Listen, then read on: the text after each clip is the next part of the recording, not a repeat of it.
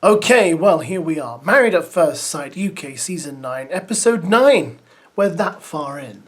And this week, guys, is Challenges Week, so the couples have been set tasks by the dating experts to help them navigate, perhaps, the rougher patches of their marriage. And we've kicked off by focusing on Charlie and Eve, which, again, is still difficult. I just think Eve is still not moved in with Charlie. Eve still doesn't want to talk about her feelings. So the experts have set them this task where they have to write letters to each other and explain their feelings, I guess, on paper. Oh, for God's sake. What does it say? I don't know yet. Your task today is letter writing. Oh, I love writing letters. You will both write a letter to your partner sharing something they don't already know about you, or that you've been unable to tell them. Mail Paul and Charlene. Okay. Okay, nice. I think that's good. It seems like a good idea, but I don't think it'll work. I don't think Eve wants to hang around. I think Eve, every time feelings are mentioned, you can almost see Eve twitching and wanting just to leave the room. And I just don't see how anyone can get through a marriage without at least having to talk about their feelings once or twice. Then we moved on to Casper and Emma, and Casper has moved out, surprise, surprise, and actually confesses that he thinks moving out was the right thing to do, and waking up without Emma in the bed felt good. So there you go. I've woken up this morning on my own. Casper moved out after the commitment ceremony. Casper and I haven't actually spent many nights together throughout this experience so far, so it's kind of back to normal.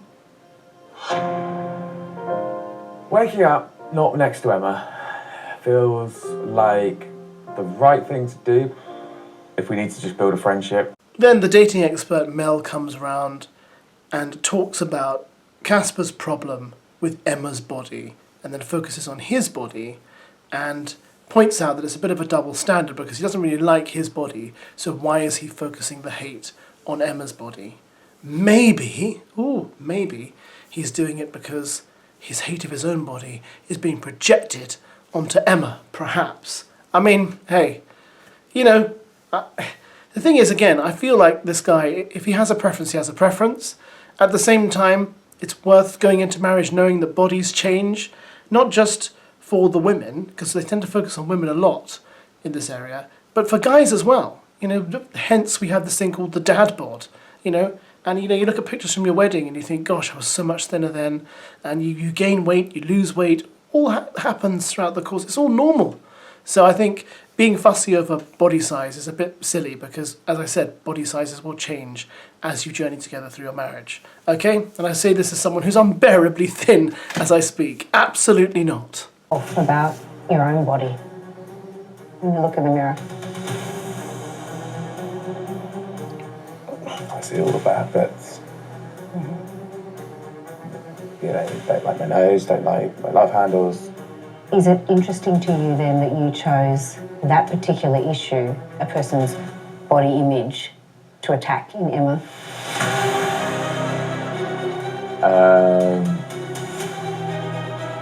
Yeah. Do you see that it's a double standard?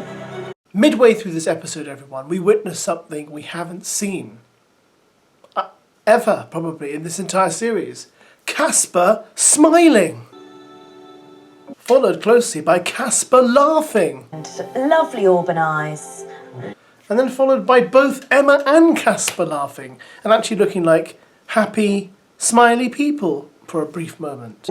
Yes. The dating expert Mel came round and told them to write down 3 things they like about each other on paper, put them on the wall and explain what they chose. And this exercise actually did them some good. And they both seem quite happy now, and they're happy to talk about things that aren't physical, but rather attributes of character, perhaps, and personality. Even though, yes, they did focus on physical things, sorry, beg your pardon, but it was more personality-based than physical-based. So who knows? Who knows? Maybe this will mean they can actually rescue stuff and carry on. You never know. I mean, I'd be as surprised as you are, but like I say, it could happen. Now we have Nathan and Lacy, and Nathan's kind of neurodivergence is really showing up here, because their task is to ask each other, what things do you like about me? And Nathan says he's got a really long list, but his list is really only 2 things. At a stretch, 3. What's your favourite thing about me? Okay. Yeah, so my favourite thing about you is that you're it's a lot really, isn't there? But like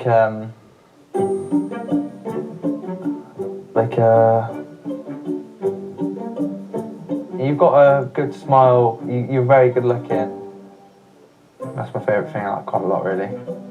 It's a lot. Any more? There's a lot. Like your personality. Yeah, I like your personality. My favourite thing about you is your personality. Okay. That's the answer. Alright. I wasn't sure if Nathan was going to say his favourite thing is something to do with my appearance. Orson and Rochelle, again, still not sure about Rochelle. He's asking her, based on the game they've been given, you know, what would I have to do to make you trust me? And she responds with, take a lie detector test. The thing is, you kind of know that even though she's jesting, she's not. Because she seems like the kind of person who would want you to take a lie detector test so she can really suss you out. She seems quite corporate in a way. She's treating the game like almost like a corporate appraisal there with her pens and her sheets. And I think, okay, it's not perhaps it's not a job interview. He hasn't been summoned to HR for a disciplinary. Yeah, it was a bit strange. I'm still in two minds about Rochelle, I have to be honest. What can I do for you to fully trust me? Take a lie detector test? I mean, to fully trust you. It's too early to say, really. It's like, are there gaps in what you say? Okay. You know, is it always going to match with your actions? People don't always present themselves fully transparently. That's why I just think it just takes a lot more time. For Michelle to not fully trust me now, I understand. You know, we've just started, you know, to get to know each other properly. But by the end of this experiment, if she feels she still can't trust me to the level of where she needs to trust me as a husband, then we've got a problem. We have Kieran and Christina talking about things and talking about, you know, honest questions about themselves, again from the dating experts. And Kieran has this moment where he admits something about his old relationship. And he says his ex used to make him and the dog wait in the van outside their house when he got back from work because she wanted space and time alone. And he said sometimes she would make him wait for hours in the van. So he would say, I would take the dog out for walks or just sit in the van with the dog for hours. I think, what kind of cruel person does that? But also, what kind of relationship are you in where your partner hates you so much they're happy to see you sit outside their house in a van and not let you in because they want their space? How selfish. Poor chap, he seemed quite upset about it. And who can blame him? I mean, talk about feeling unwanted. So I used to live with my ex. If I was home earlier from work than her, she would make us wait outside in the van so she could have a few hours peace in the house before I got in. And that was hard. So I had to sit in the van with the dog or take the dog for a walk before I could even enter the house. So I felt like a burden. To hear someone who you love say that, you know, and say, well, I want the house to myself for a bit because you're too much, and say, well, I don't ever want to feel like that again, ever. It's not a nice feeling. Charlie and Eve are also having their problems, surprise, surprise. You know, Charlie and Eve, they had to write these letters, as I told you earlier. Well, Charlie shows up, has her letter. Her letter's brilliant. It's about how her father abandoned her and about the reason she tends to want to trust people quickly is because she was abandoned by her dad and she hasn't had great success with friends and relationships. And then she wants Eve to read her letter, and of course Eve has not written a letter. This leads to a big argument, and eventually Charlie accusing Eve of lying, and she storms out. And there you go. Nothing new, eh? These unanswered questions that will forever be unanswered, in a way, leave me expecting these things to happen again and again. And I just hope to find someone who can reassure me that I am worthy of love and I don't deserve to be alone, as I've spent most of my life. So yes, first of all, I think I was very brave of you to share with me. Did open my eyes a wee bit. I clearly never knew any of that before. Did you write anything?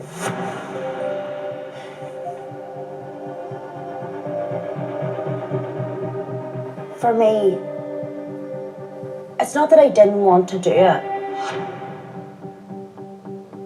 She hasn't done it. Hand massage, anyone? Yes, this is what Adam has to do to Polly. The intimacy expert comes over and says, okay, I'm going to give you guys some games to do, well, things to do, so that we can deal with the lack of intimacy in your relationship. And first she makes them cuddle or hug for ages, which Adam doesn't enjoy. Then she tells Adam to do a hand massage, and he's kind of touching Polly's fingers. I mean, I've got to be honest with you guys. If someone told me, oh, give your wife a hand massage, I'd be like, I don't quite know what that is. I don't think anyone wants their fingers touched lots, do they? Is that pleasurable? I don't think that sounds pleasurable at all.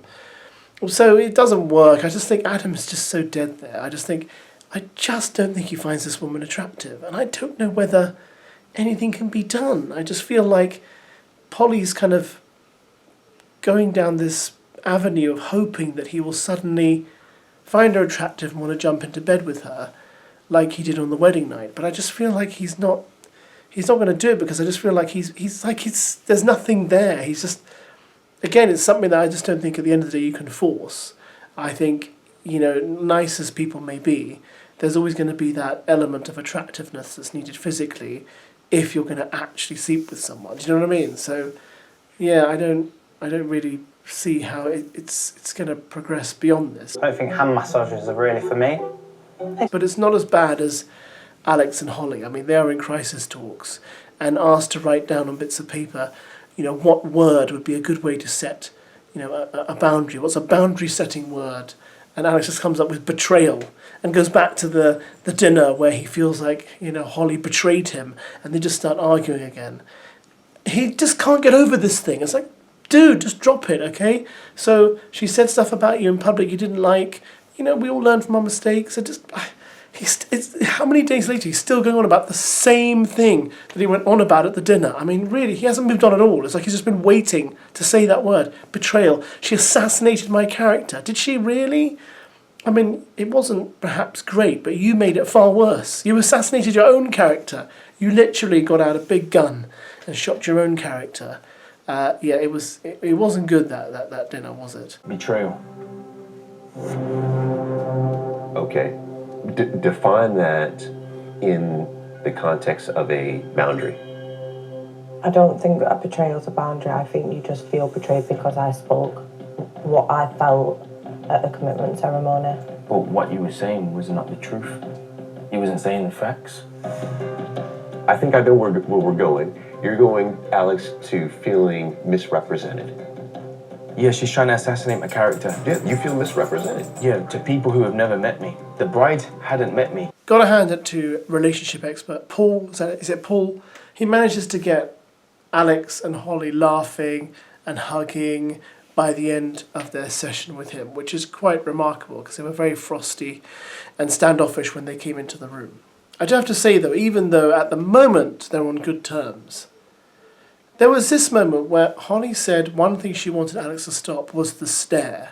She said, he goes quiet and he stares at me, and I get concerned. It's almost like she's saying, his stare makes me feel scared.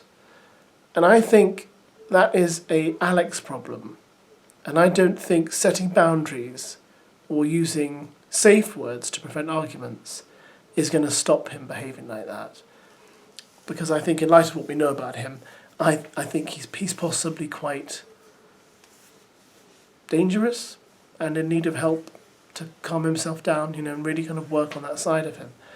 Of course, I could be wrong. Everything we've heard are merely allegations until they're proven. So, Holly, what's another boundary?